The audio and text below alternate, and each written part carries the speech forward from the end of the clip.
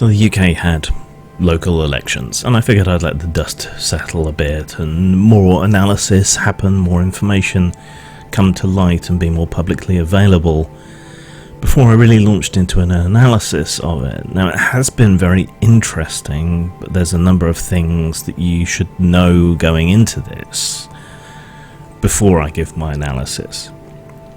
First and foremost, obviously, I am biased towards Remain. So, despite my best efforts to be fair and objective, that's bound to colour my interpretation somewhat.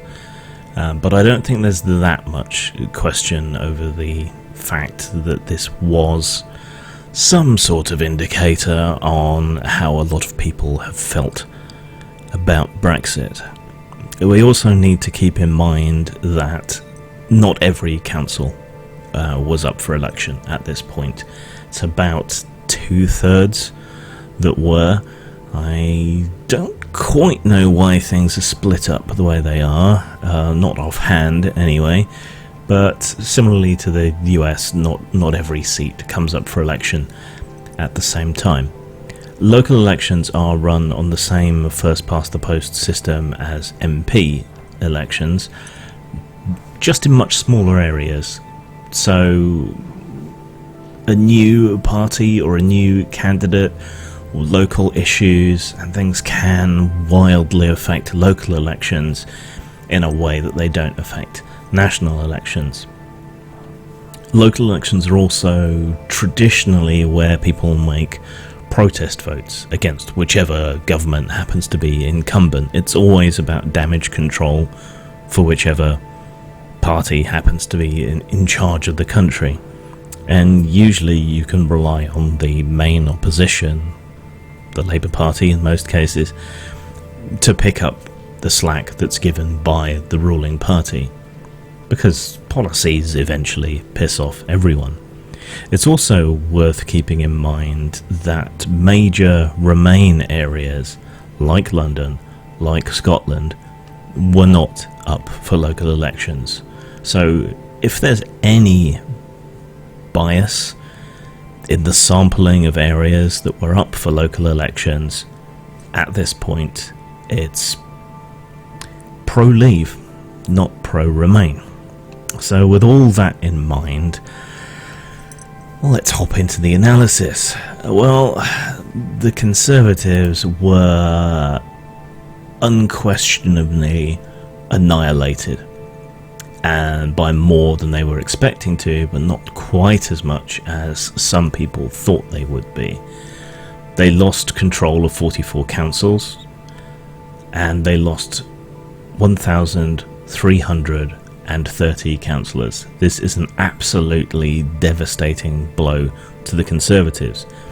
And despite this being local elections, everything is about Brexit until it's either overturned or delivered, and even then, everything will be about Brexit for at least a decade, in my opinion. Now, Remainers will have voted against them, and Leavers will have voted against them because they haven't pleased either camp, and Theresa May is deeply, deeply unpopular. So that all has to be considered there. Now, what should have happened, what typically would happen, is that Labour would expect to pick up the lion's share of what the Conservatives lost. Though Liberal Democrats have always done disproportionately well in local elections, they hadn't at the last ones because of their previous coalition with the Tory party, for which they were being punished. But still, did Labour pick up on this massive devastation to the Tory party? No. They lost control of 6 councils, and their total number of councillors went down by 84. They were expecting, fairly modestly, a pickup of around 400 councillors. This did not happen. This is possibly more surprising than what has happened to the Conservatives, and is seen by many as much more of a judgment, a pronouncement on Labour's waffly, fudgy, Schrodinger-like approach to Brexit. So that they didn't pick up councillors is why what's happened to them is being also broached as being apocalyptic for the Labour Party, despite overall losses being much, much smaller. But they should have gained, and they didn't. And so many people see this as an indictment against their waffly Brexit policy, and it's more pressure on Labour to come out more forcefully for Remain, especially going into the EU elections, where otherwise they're going to hemorrhage support to both the Brexit Party and Change UK, most likely. But these results were surprising, and as I often say, if anyone tries to tell you what's going to happen, they don't know what's going to happen at all, and that extends to me, though my record has been pretty good. Now, the surprise gainers were the Liberal Democrats. They gained 704 councillors and they gained control of 10 councils. Now, their policies are, at least at the national and international level, are unambiguously pro-Remain. Again, this is the local elections, so you have to take that with a pinch of salt. They've traditionally always done very well in local elections, and in this case they were bouncing back from a very, very low ebb locally, nationally, and so on. But even so, this is being read by a huge number of people as being a clear endorsement of their Brexit policy. Change UK weren't running in these local elections. The Brexit Party is not up and running yet in the local elections. So this is only some indicator of what we're likely to see in the EU elections. The Brexit Party is a very clear choice for people who want Brexit to go ahead, but the support for Remain parties is split in the EU elections. So we'll have to look at the overall percentages there for any real indication of what's going on. The Greens did incredibly well as well, and they have an unambiguously pro-Remain stance as a party. Also, environmental issues have been foremost in people's minds for some time, especially with the Extinction Rebellion event in London. They don't have control of any councils. They're often seen as a protest vote, but they have gained 194 councillors. That's a huge leap for them as well. Some of that will be their Brexit policy. They will have picked up a lot of support from Remainers, just as the Liberal Democrats have, but also I think that reflects the increasing attention to environmental issues. The UK Independence Party is another story worth looking at. Now, you would think that being the only unambiguously pro-Leave party on the ballot in any number of areas, and they weren't available in all areas by any means, that they would pick up the disgruntled Brexiter vote. That hasn't happened. Rather, they've not gained or lost control of any councils, but they have lost 145 councillors, leaving them with only 31. Now, why?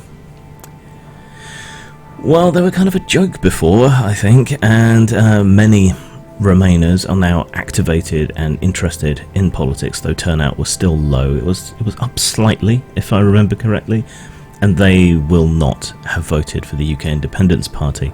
I also think it shows that the relentless media attacks on the UK Independence Party and their candidates, albeit that's about the European elections, I think that has definitely done damage to their brand, and they've lost their superstar in terms of Farage, which will have impacted them as well. I think it also shows that their policy of engaging with the internet, with internet personalities and so on, hasn't worked. I would expect Mountbatten to resign after the EU elections, and for the UK Independence Party to either die or become something else.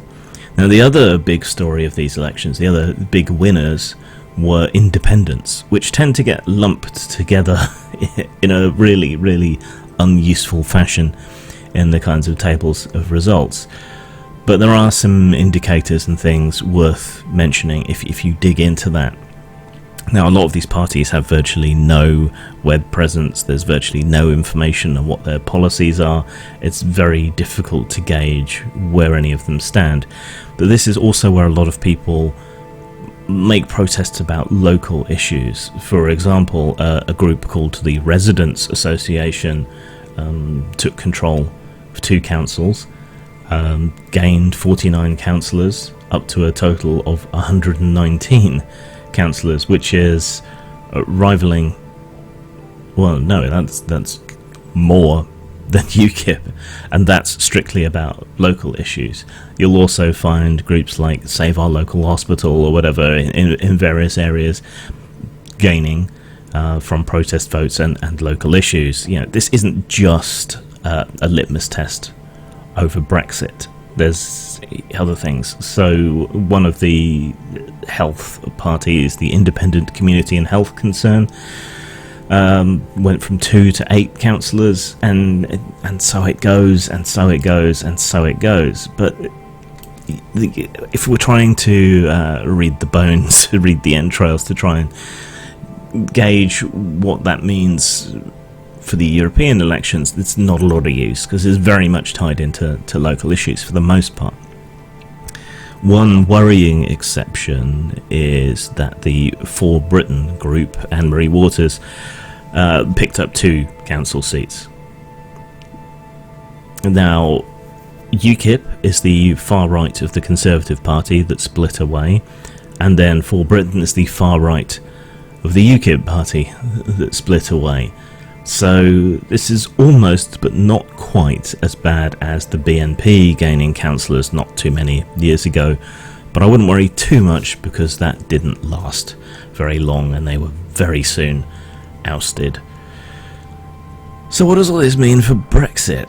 Well, weirdly, the Conservatives and the Labour Party are reading this result as being people want them to get on with Brexit, and I cannot see how anyone could get that interpretation out of what has happened. After all, both Conservative and Labour are pro-Brexit parties, albeit Labour likes to fudge the issue, and they took an absolute shoeing, whereas the main gainers in the local elections were the Liberal Democrats and the Greens, who have an unambiguously pro-Remain stance. So how you can look at those results, especially considering that the really pro-Remain areas like London, like Scotland, weren't included in this round of elections, how anyone can look at that and think that it presents any kind of support for Brexit is just utterly beyond me. It seems to me to be fundamentally dishonest. I don't understand how anyone can make that spin from these results. So it suggests to me, though again I'd be tentative and cautious and remind you that anyone making predictions is trying to sell you something, probably doesn't know, me included. I would tentatively suggest that the EU elections, if they do go ahead, will be much closer and much hard fought, and the Remain parties will do a lot better than I think many people are expecting. But we won't be able to look at any single party in the way that we do at the Brexit party to understand the results of the EU election. We'll have to look at the combined percentages of the pro-Remain parties to really understand what's going on. Not that anyone will. So that's my 2 cents on the whole thing. If you're a politics wonk, it is hugely interesting, especially when you drill down into the grey ranks of the other and understand what's going on with the local issues and so on, and how they interface with the international ones and the looming Brexit issue. But I hope this has helped you understand and process what these results mean. And if you're a Remainer, I think there's a lot to be hopeful for here. Zang. When I was just a baby, my mama told me, son, always be a good boy, don't ever play with guns. But I shot a man in Reno just to watch him die. Well, I mean, I remember Mr. Callahan saying to me on another television programme of ours that it would be a traumatic experience if we were to come out of the market. Would it be a traumatic experience? It would certainly be a traumatic experience, because a lot has happened in those 3 years.